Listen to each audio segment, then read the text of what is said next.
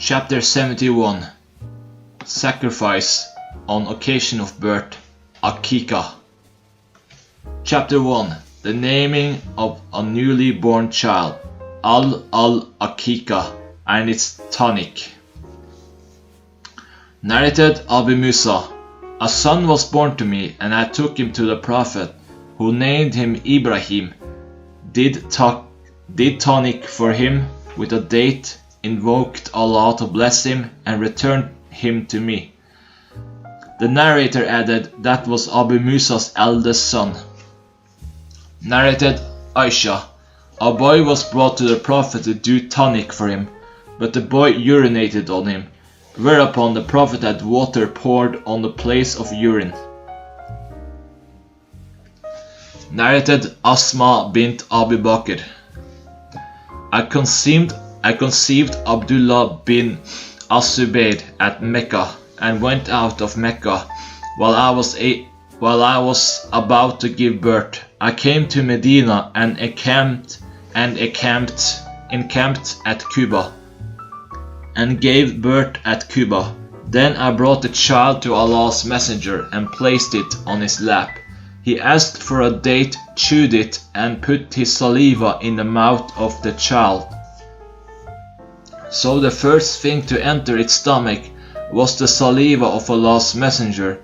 Then he did its tonic with a date, and invoked Allah to bless him. It was the first child born in the Islamic era, therefore they Muslims were very happy with its birth, for it had been said to them that the Jews had bewitched them, and so they would not produce any offspring. Narrated Anas bin Malik. Abu Talha had a child who was sick. Once while Abu Talha was out, the child died. When Abu Talha returned home, he asked, "How does my son fare?" Sulaim, his wife, replied, "He is quieter than he has ever been." Then she brought supper for him, and he took his supper and slept with her. When he had finished it, she said to him, "Bury the child as he is dead." Next morning Abu Talha came to Allah's Messenger and told him about that. The Prophet said to him, "Did you sleep with your wife last night?" Abu Talha said, "Yes." The Prophet said, "O Allah, bestow your blessing on them as regards that night of theirs." Sulaim gave birth to a boy. Abu Talha told me to take care of the child till it was taken to the Prophet. Then Abu Talha took the child to the Prophet, and Sulaim sent some dates along with the child. The Prophet took the child on his lap and asked if there was something with him. The people replied, "Yes, a few dates." The Prophet took a date, chewed it, took some of it out of his mouth, put it into the child's mouth, and did tonic for him with that, and named him Abdullah. Narrated Anas, as above. Chapter 2. Aqiqa is to remove what harms the child. Narrated Salman bin Amri ad-Dabi.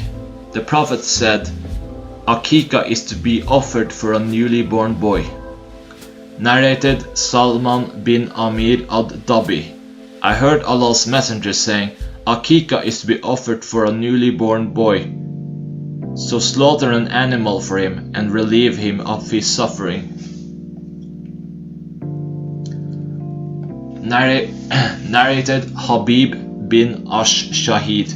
Ibn Sirin told me to ask Al-Hassan, from whom he had heard the narration of Aqiqa.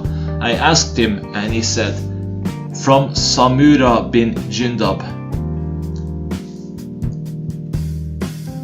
Chapter 3. Al-Farah. Narrated Abu Huraira.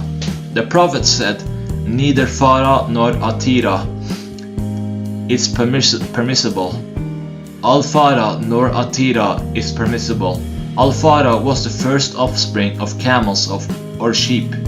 which the pagans used to offer as a sacrifice to their idols, and Al-Atira was a sheep which was to be slaughtered during the month of Rajab. Chapter 4. Al-Atira. Narrated Abu Huraira. The Prophet said, "Neither Farah nor Atira is permissible.